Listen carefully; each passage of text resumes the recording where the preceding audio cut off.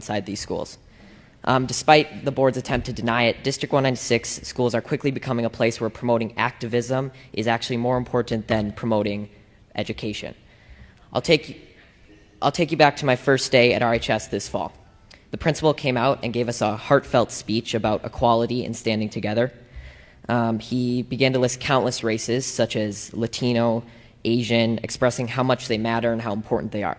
But never once did he mention a race or identity that reflects me, or half the kids that were in the class.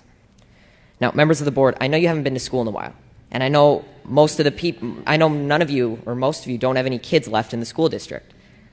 But you must admit how uncomfortable it will be to be characterized just by your skin color on the first day of school, and be thought that you were wrong just because of your skin color. So I will never forget the look one of my friends gave me from across the room as we were sitting there listening to this blatant bias being expressed in the so-called equity statement by the leader of our school. To be clear, I don't need you to tell me that I matter, but hearing the condolences given to other races and leaving just one race out, inevitably you'll start to feel like you've done something wrong. And in our principal's attempt to unify us, he instead created unwarranted boundaries and barriers between his students, pitting us against each other based on characteristics that we can't control. In another separate instance, I was told that writing "All Lives Matter" on the whiteboard was political and could be seen as offensive.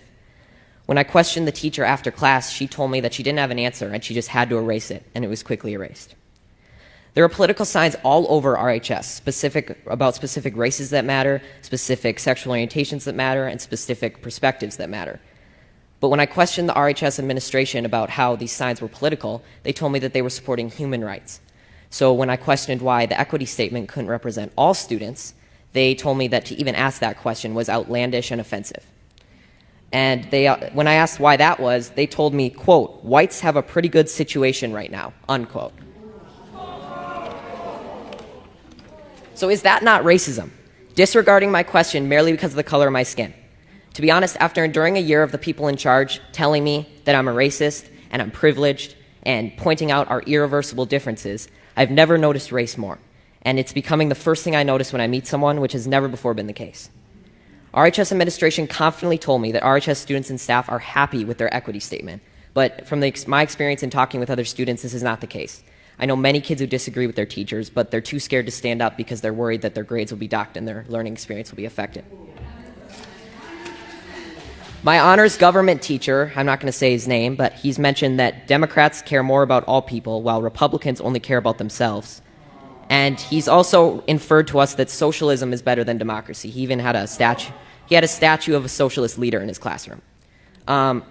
I've been told by a lot of kids that they just stay silent and adjust their schoolwork to reflect an acceptable opinion to secure a good grade.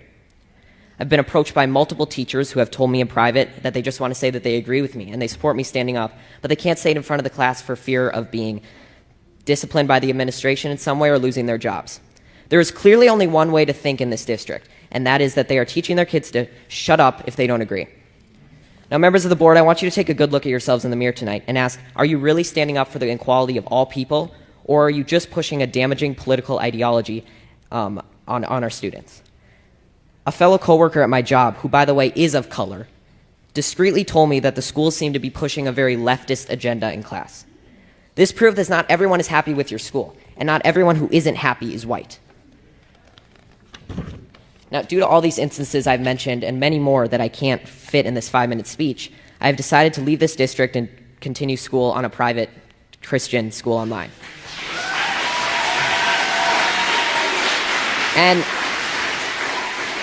And there will be sacrifices, and I will not get to walk in the graduation ceremony or attend milestones at RHS, but I will be able to learn in an environment that is not intent on punishing me daily for my skin color and political views. Now, regardless of how you take my speech, whether you just shrug it off as malarkey or Fox News talking points, I encourage you to think about it, because someday I'm going to be a leader. I may be the president, a governor, or just a professional golfer, but I will never stop believing that everybody has value, no matter their skin color or personal beliefs, and it's a shame that you're not going to be able to say that I was an alumni of RHS in District 196. Thank you.